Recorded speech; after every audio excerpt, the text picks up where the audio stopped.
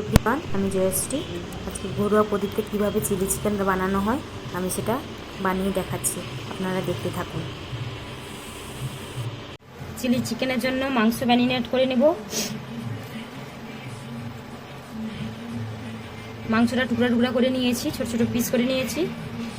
রসুন বাটা, আদা বাটা, পেঁয়াজ বাটা, নুন পরিমাণ মতো, হলুদ একটু, লঙ্কা গুঁড়ো, vinegar, green chilli, red chilli, cornflour 1 চামচ। ভালো করে ম্যারিনেট করে নিব, এপাশ এপাশ মাখিয়ে ভালো করে ম্যারিনেট করে নিব। ম্যারিনেট হয়ে গেছে ভালো করে, এটাকে ঢাকিয়ে রেখে দিব 1 ঘন্টার জন্য।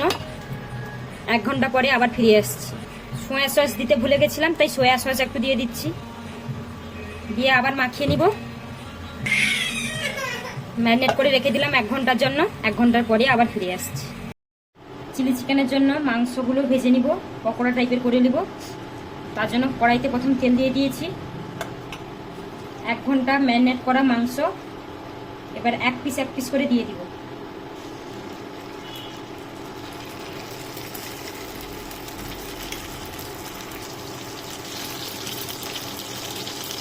মাংসটা ভাজা হয়েছে কিনা সে পাশে দেখে দেবো, উল্টে একবার এক পিস উল্টে দিব।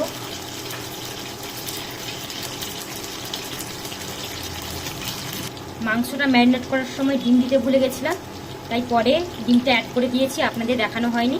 আপনারা কিন্তু অবশ্যই ডিমটা অ্যাড করবেন, নাহলে পকোড়াটা ভাজা অসম্ভব।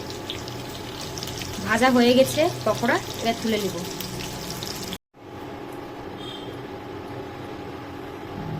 ওই তেলে আদা রসুন বাটা,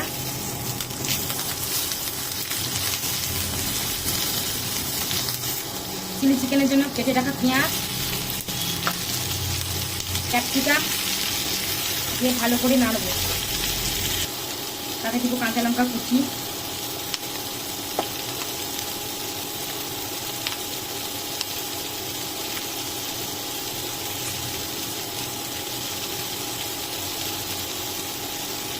অল্প পরিমাণ নুন দিব, দিয়ে ভালো করে নাড়ব। হালকা ক্যাপসিকাম ও পেঁয়াজ হালকা ব্রাউন কালার হয়ে এসছে,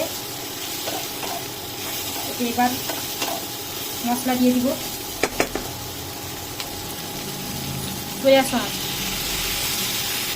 টমেটো সস, গ্রিন চিলি,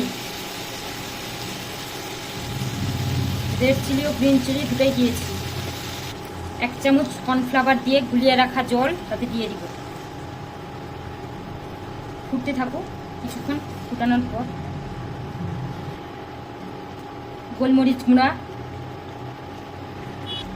অল্প পরিমাণে একটু চিনি, ফুট ধরে এসছে। এবার পকোড়াগুলো দিয়ে দিব, চিকেন পকোড়াগুলো ভেজে রাখা।